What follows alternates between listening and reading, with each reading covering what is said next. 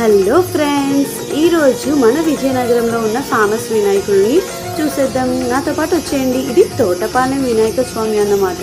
చూసారు కదా, మొత్తం కాఫీ బైట్స్ ఉంటాయి కదా, సో దాంతో తయారు చేశారు. ఇక్కడ కూడా చాలా బాగా అరేంజ్ చేశారు. అంటే ఒక వనంలో వినాయకుడు ఎలా ఉంటారో అలా ఉన్నారు. సో నెక్స్ట్ వినాయకుడు మన ఎన్సిఎస్ రోడ్లోనండి. చాలా బాగున్నారు స్వామి కూడా.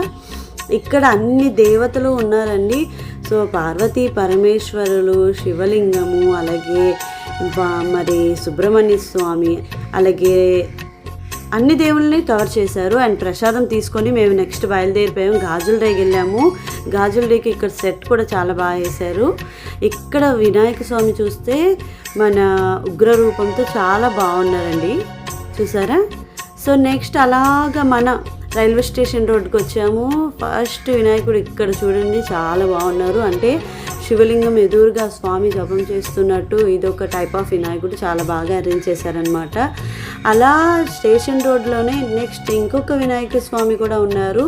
ఇలా ముందుకు వచ్చేసామన్నమాట. వచ్చేస్తే మన పంచముఖ వినాయకుడు చూసారా ఎంత బాగున్నారు స్వామి. నిజంగా చాలా గంభీరంగా చాలా దీనిగా ఉన్నారు. ఇది గాలి, నీరు, నిప్పు అని చెప్పారండి ఈ స్వామి అవతారం.